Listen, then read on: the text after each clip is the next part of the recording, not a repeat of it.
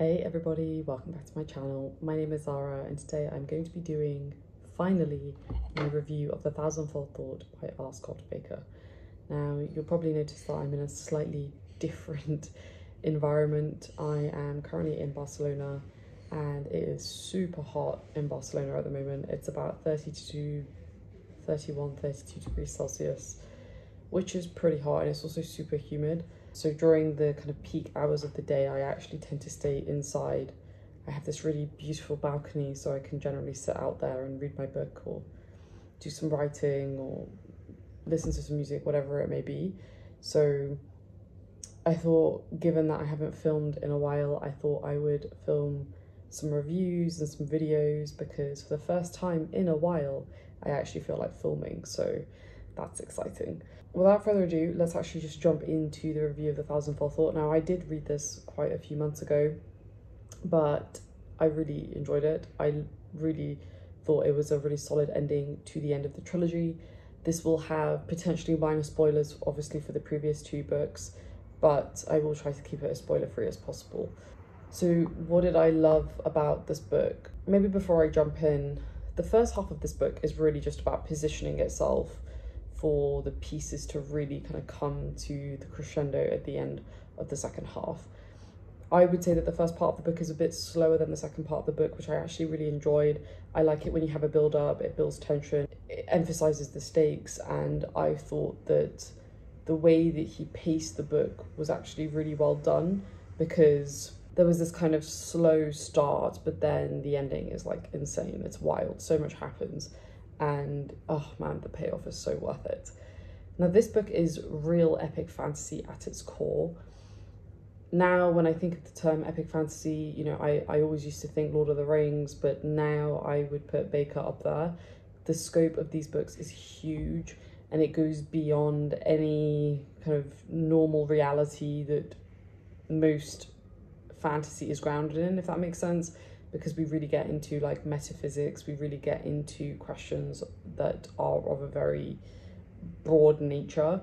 The scope of the world is extremely philosophical and extremely grandiose in its nature, which to me is what epic fantasy is it kind of goes beyond what is just written on the page. It asks these questions that are extremely big questions, and nobody has one specific answer. These are questions that philosophers and academics and normal people like myself have been trying to figure out since the beginning of time. So it's real epic fantasy at its core, but it's definitely one of those books that will stick with you, and that's why I love this trilogy so much, because it really does stick with you, and there are so many interesting questions raised in this trilogy that will have you thinking about your own perspective on things like free will and determinism. Now, going back to the pacing a little bit, the interesting thing about this book is that it does contrast quite a lot from a pacing perspective to books 1 and 2. Book 1, slow start, starts to ramp up. Book 2 is just crazy. I loved it so much for that reason, because there's so much happening. The stakes are so high. Everybody is trying to defend their position and trying to figure out what's going on. But then this book, I think it contrasts really nicely with book 2. I'm kind of glad that it kind of went back to its form from The Darkness That Comes Before by having this kind of very slow, gradual start to finish. Some people may not like this. I did like it, because I think coming off the back of The Warrior Prophet, it helped me kind of remember all of the pieces of the puzzle, because there's so much happening. But I think a lot of people are not going to like the pacing of this, especially coming off the back of The Warrior Prophet. So just be aware of that. But I didn't mind. I actually quite liked it. Now, another piece that I really liked is just the emotional payoff that we have by the end of this book. You know, we have had this very dramatic trilogy start off with a bang in book 1, and then book 2 obviously kind of really ramps up with the war and the battle scenes, and so much is happening at any given time. But there is such a great emotional payoff by the end of this trilogy, and I think a big part of that is because of the characters. Now, I'm going to talk about 3 characters, because otherwise I would just keep going on. The first character I'm going to talk about is Akamian. So I mentioned that Akamian was quickly becoming one of my favourite characters, and he definitely is at the end of this trilogy. Akamian is just trying to do his best, and I think everybody can relate to Akamian in one way or another. he is really trying to do the best that he can for the people around him, and especially the people that he loves, but he is caught in the middle of a lot of things that I don't think even he fully comprehends, and so he is often on the back foot because of that. And Akamian is he's just trying to do what he can do, and you know what, I can commend that, and I think anybody who is reasonable could commend that. The second character that I really liked by the end of this trilogy, because I was a little bit worried about their character, was Esmenet. Now, I mentioned in my second review of The Warrior Prophet that I was worried about the potential direction that Esmenet's character could take, but that I had a suspicion that Bakker would actually make her into this extremely powerful, very well-respected individual, and I'm so glad that he did that, because otherwise I think it would have been an extreme disservice to her character. Also, it's a really good rebuttal now to people who claim that he hates women and that women have zero power in this world, because Esmenet has a lot of power, actually. Yes, a lot of that is related to her sexual power, but that definitely translates into other types of power further on in the trilogy, and I think that really comes to a head obviously by the end of the third book, and I loved it. I loved reading that people were giving her a seat at the table. I loved that people were looking at her, looking to her, and not just as a sexual object, but as a person who has a place at the table, and it was so satisfying. So yay, Esmenet. The third character that I'm obviously going to talk about, and this character is now one of my favourite fantasy characters of all time, and that is Naya.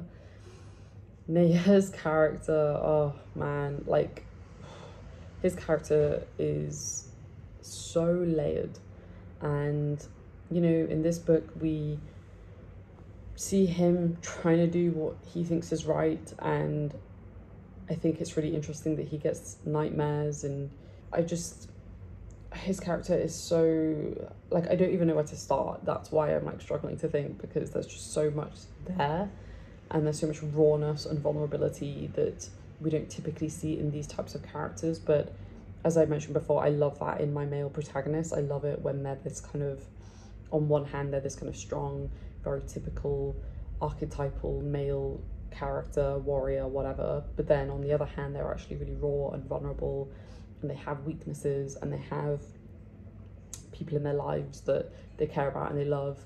And Naya just represents that so well. And a little theory, if you haven't read this book, so skip ahead about 10 seconds from now, I'm pretty sure he is not dead, because if you don't see a body, in my opinion, they're not dead. So I don't think he's dead, but I guess we shall see. But Naya has to be one of the most memorable characters I've ever read. To this day, I still think about him a lot. Last but not least, in terms of what I really liked about it, I think the thematic work on the whole topic of like free will and determinism was really interesting. I studied this a lot when I was studying for my degree at university, and I think that what Bakker is trying to say is that we can never escape our beliefs or circumstances, because we are a product of our culture or environment. And I agree with that. Like, I don't think we can ever truly have independent thought when we have so much stimuli surrounding us. We have other people's beliefs shoved down our throats, and if you go on the news or or social media or any number of things, there's so much out there that both consciously and subconsciously impacts your ability to think independently. And it's one of the reasons why I don't really watch mainstream media anymore. I don't really use social media for consuming my news. It's more just to interact with people. I try to make my own judgments as much as I can, but even then my own judgments will be impacted by subconscious things that I'm not even aware of. So I think it's a really interesting question, and I would love to hear any of your guys' thoughts on this. We can talk about it as deep or as surface level as you want, but I'm really curious as to what your guys' opinions are on whether you think we can ever have any individual free will.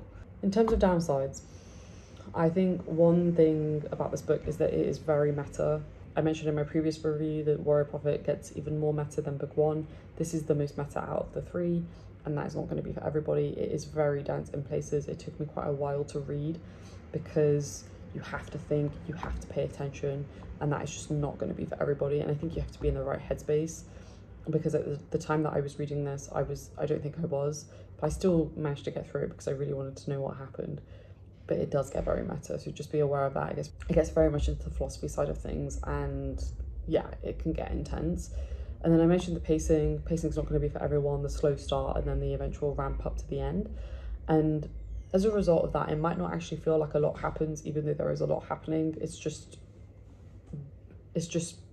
a level deeper than maybe what we are normally used to in typical fantasy. The last thing that might be a little bit frustrating for people is just the writing.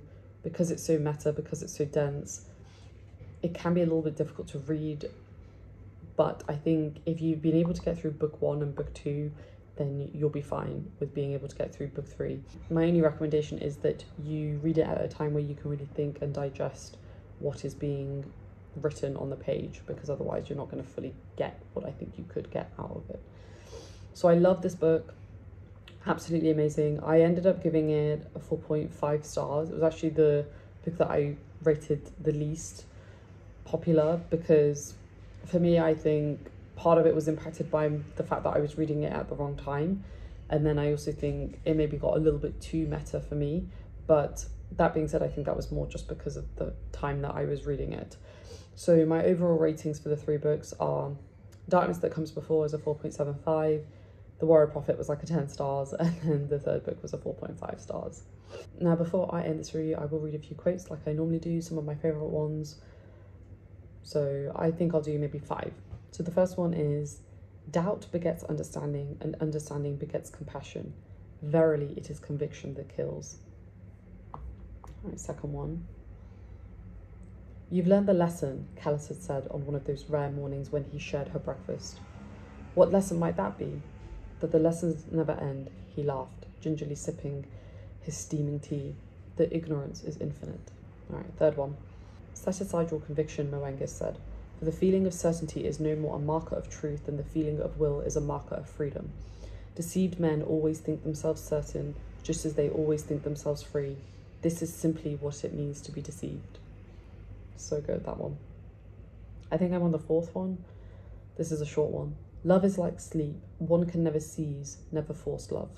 Okay, last one. Every woman knows there are only two kinds of men, those who feel and those who pretend. Always remember, my dear, that only the former can be loved, only the latter can be trusted. It is passion that blackens eyes, not calculation. There we go. Thank you so much for joining me on this incredible journey of reading the Prince of Nothing trilogy.